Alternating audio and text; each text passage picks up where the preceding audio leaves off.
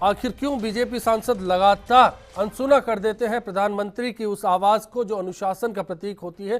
क्योंकि मैंने शुरुआत में भी बताया कि 25 दिसंबर को जब बीजेपी अटल बिहारी वाजपेयी का जन्मदिन बनाएगी, उस दिन को अनुशासन दिवस के रूप में मनाए जाने की बात हो रही है। बीकानेर से इंद्रचंद ओझा जी हमारे साथ जुड़े हैं। बताइए इंद्रचंद जी। हेलो जी, सुन पा रहे हैं आपको। अश्विनी जी नमस्कार। नमस्कार सर। सर जो ये आप जो आज ये चर्चा चल रही है, मैं देख रहा हूँ इसको जी। भाषा जो है संसदीय भाषा अगर कोई भी बोलता है तो वो ठीक नहीं है देश के लिए, और लोकतंत्र में खास करके जो पार्टी से जुड़े हुए नेता लोग हैं वो अगर संसदीय भाषा का प्रयोग करता है तो वो लोकतंत्र के लिए ठीक नहीं है।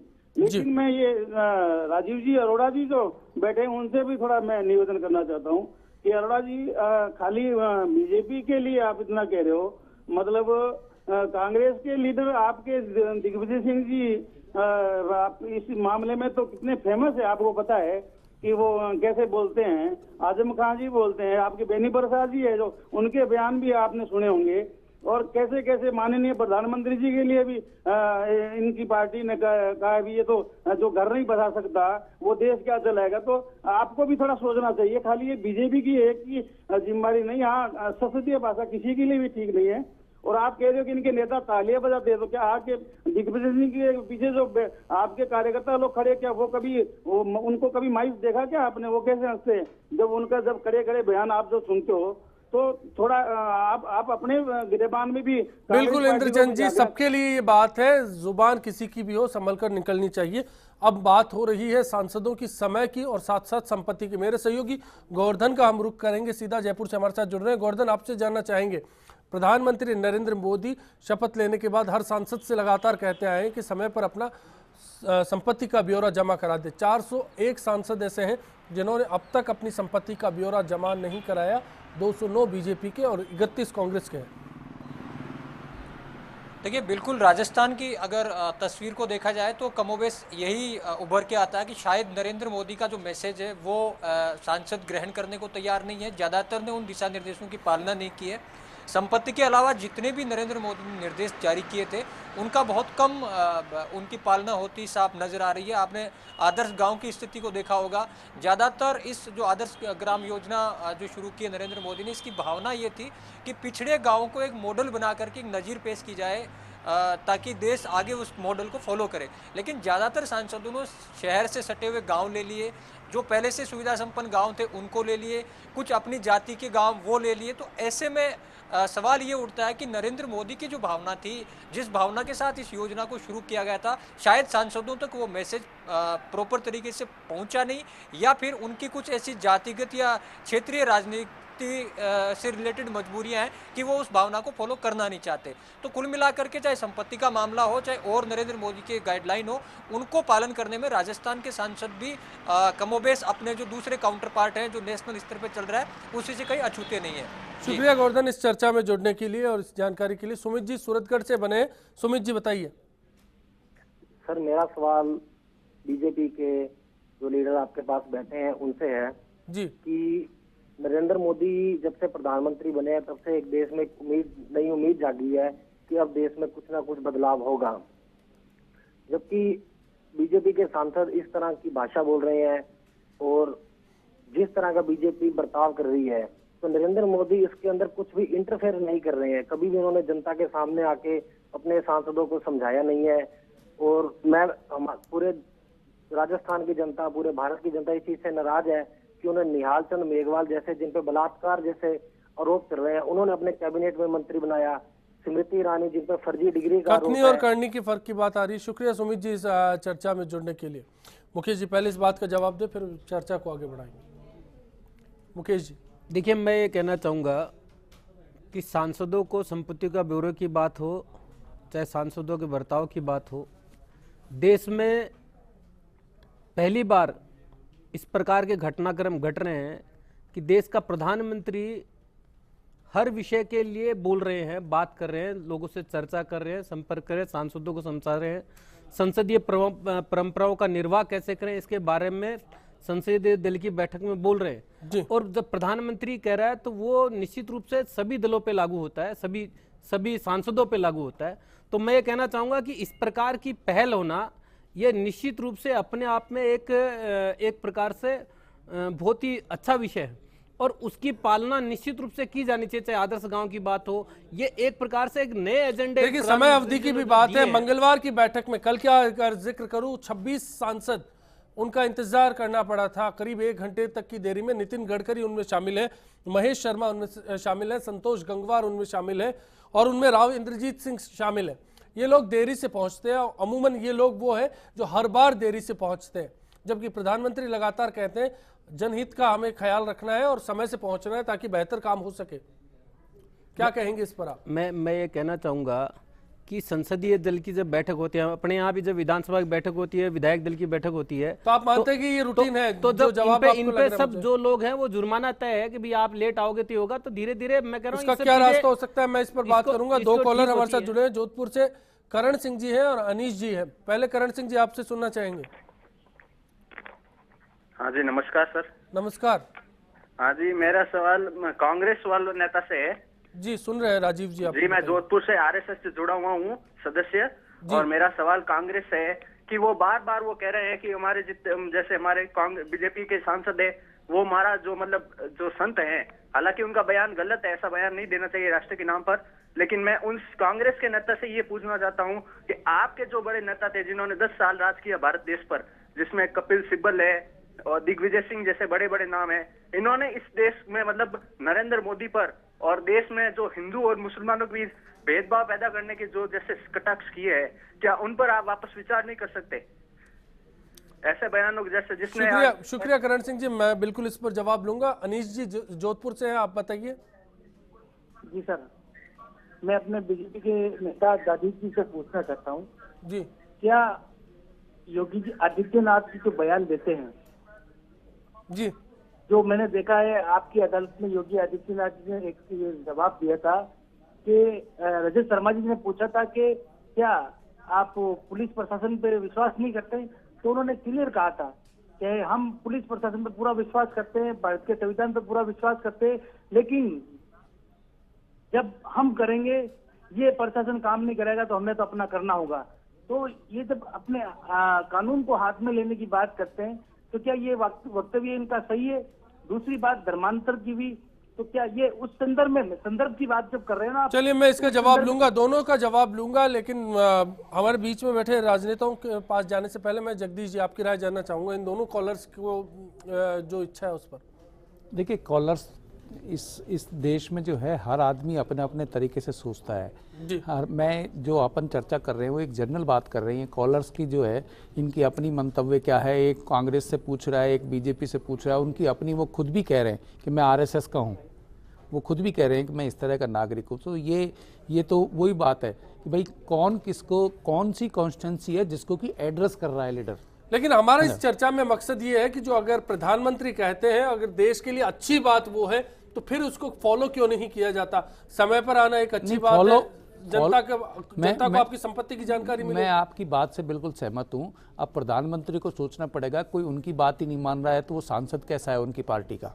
जी, ये कठोरता का विषय है और अनुशासन का विषय है। इसको कौन सा दल कितने कठोरता से लेता है, कितना इसके ऊपर खड़ा रहता है, ये जानना जरूरी है। ये जानना जरूरी है। अभी तो चालू हुई है मीटिंगें, उन्होंने संदेश दे दिया, और मुझे लगता है जिस तरह के डिसिप्लिन में मोदी खुद रहते हैं और वो अपने सांसदों से भी अपेक्षा करते हैं कि वो खुद भी डिसिप्लिन में रहें। ऐसा नहीं है कि मीटिंग शुरू हो गई आधा घंटे बाद आ रहे हैं, तो ये डिसिप्लिन का आगे कुछ न कुछ कठोर। राजेश जी आप क्या कहना चाहेंगे? मैं इसमें सिर्फ एक चीज ये जोड़ना चाहता हूं कि जैसा जो मैसेज जा रहा है, जैसा अभी जगदीश जी ने आपने फरमाया कि ये सारी चीज ना सिर्फ प्रधानमंत्री तक सीमित है बल्कि जनता भी इस चीज को देख रही है कि जहां अनुशासनहीनता का मामला आ रहा है, वो सवाल ये नहीं कि कौन सांसद है, किस राजनीतिक दल का सांसद है। अगर देश में कुछ नई परंपराएं इस तरीके की स्थापित करने का प्रयास किया जा रहा है और उन परंपराओं के माध्यम से हमारी संसदीय परंपराओं को और मजबूत करने का प्रयास किया जा रहा है और उसमें अगर कोई सहयोग नहीं कर रहा है तो निश्चित रूप से आप देखते हैं कि बहुत सारे सांसद या प्रधानमंत्री या मंत्री जब अपने संसद क्षेत्र में, आप अभी उठा के हम कांग्रेस बीजेपी की बात नहीं कर रहे, लेकिन श्रीनगर के अंदर आप देखें जो वहाँ के उमर अब्दुल्ला हैं, उनकी जो कॉन्स्टिट्यूंसी है उसके बारे में मैंने कई बार टीवी पर जो बहस आई है, चर्चाएं आई हैं, उन्होंने दूसरा चुनाव क्षेत्र भी चुना। क्यों? क्योंकि जो उनका मेन चुनाव क्षेत्र था उससे उन्होंने अगर संपर्क नहीं रखा तो आपने 5 साल मुख्यमंत्री रहते हुए जो चाहा वो किया, लेकिन अंतोगत्वा आपको कहां जाना पड़ा? आपको अपनी कॉन्स्टिट्यूंसी में जाना पड़ा। चलिए ये तो भी एक सारे नजर सारे हमारे लोग- सामने। जी बिल्कुल, चलिए ब्रेक का कॉल आ रहा है, ब्रेक पर जा रहे हैं। ब्रेक के बाद आखिरी दौर में लौटेंगे और सभी खास मेहमानों से जानने की कोशिश करेंगे कि आखिर बेलगाम में लगाम कैसे कसी जा सकती है और प्रधानमंत्री अगर परेशान है तो उनकी परेशानी को कैसे दूर किया जा सकता है। ब्रेक के बाद संविधान की मर्यादा के हिसाब से चलेंगे तो सांसद सबको समाज में एक अच्छा संदेश जाएगा, इसलिए सांसदों को बिल्कुल मर्यादित भाषा की प्रयोग करना चाहिए। इन बातों की मैं समझता हूँ कि कोई आवश्यकता नहीं है। ये विवादास्पद बातें हैं और क्योंकि जनप्रतिनिधि होते हैं सांसद, तो उनको विवादास्पद बातों से निश्चित रूप से बचना चाहिए। कुछ टाइम बाद कोई ना कोई ऐसा बयान देता है कि उससे संसद में और सांसदों में दिक्कत आती है, तो लग नहीं रहा। मोदी जी ने पहले भी कंट्रोल करने की कोशिश की है और अभी भी कोशिश में लगे हुए हैं।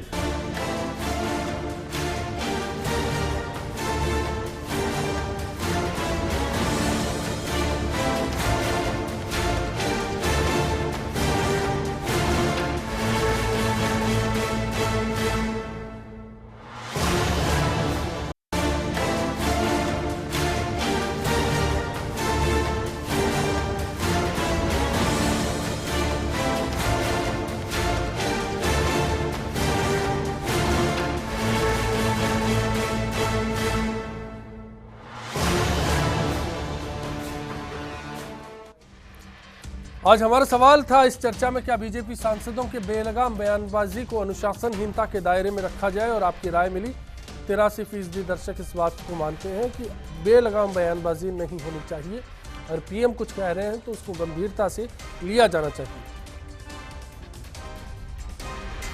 राजीव जी, अब मैं आपसे शुरुआत करना चाहूंगा। करण सिंह जी का जो जोधपुर से सवाल था उसका जवाब के साथ। उसका जवाब मैं देता हूँ। पहले तो जो आपका सर्वे आया है उसने बता दिया जनतंत्र में जनता की आवाज़ सर्वोपरि है। दूसरी बात, करण सिंह जी को मैं एक बात बताना चाहता हूँ कि ये जो पार्टी जिसका शासन है वो कहती थी पार्टी विद डिफरेंस।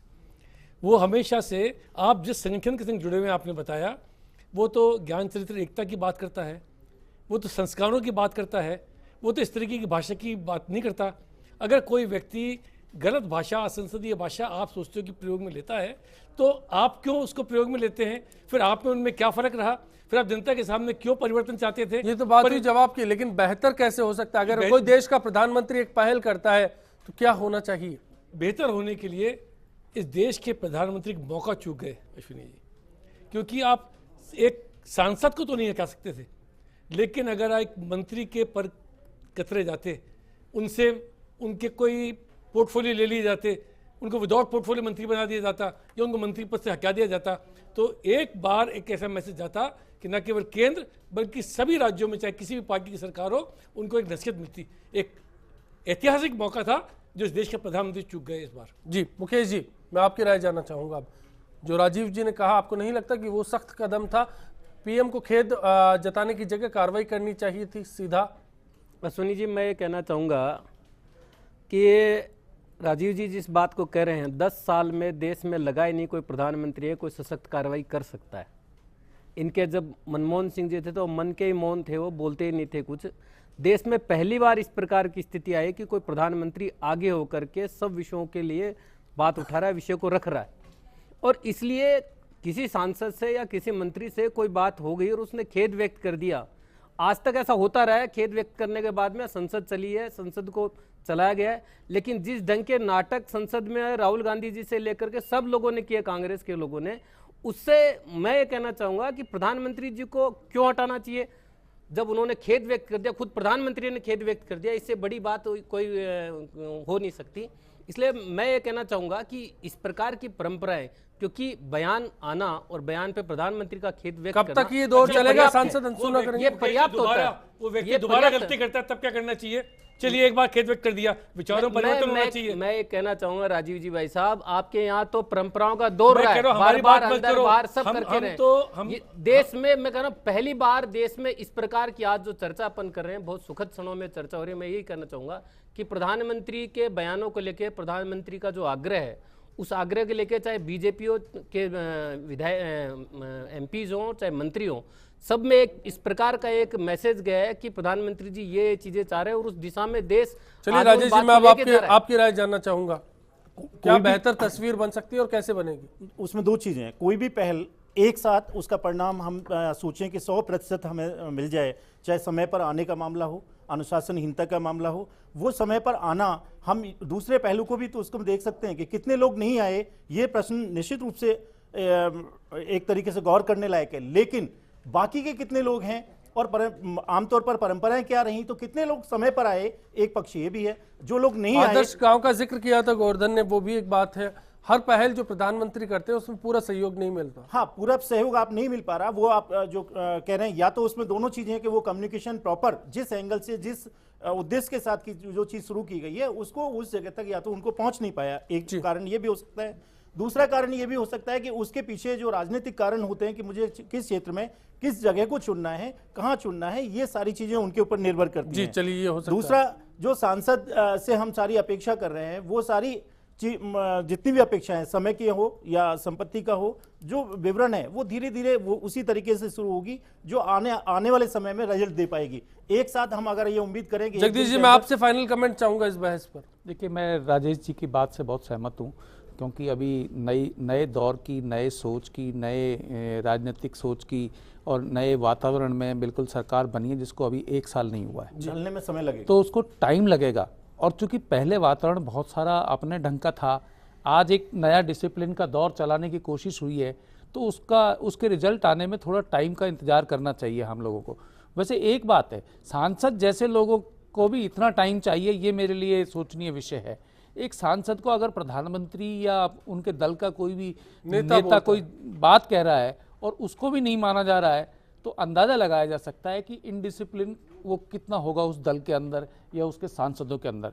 लेकिन चलिए, ये धीमे धीमे भी अगर आ जाता है तो इस देश में नई शुरुआत होती है, दूसरे राजनीतिक दलों को भी इससे सीख मिलेगी और उनके अंदर भी एक डिसिप्लिन डेवलप होगा और कुल मिलाकर लोकतंत्र मजबूत होगा, राजनीति का शुद्धिकरण होगा। एक नई कार्यशैली एक तरीके से जन्म ले रही है, और वो जो कार्यशैली जन्म ले रही है वो हम किसी भी क्षेत्र के अंदर देखें आगे, हाँ, धीरे आने वाले समय के अंदर उस चीज में आज मंत्रियों को अगर आप देखें कि उनको दौड़ना पड़ रहा है जी, कौन नहीं जा रहा समय पे वो छोड़ दीजिए, लेकिन जितने लोग हैं वो अगर समय पर दौड़ रहे हैं, क्यों दौड़ रहे हैं, वो शायद वही लीडरशिप, ये एक बड़ी तस्वीर हो सकती है। चलिए, आप सभी इस चर्चा में शामिल हुए, आपका बहुत बहुत शुक्रिया। आज बिग फाइट में इतना ही।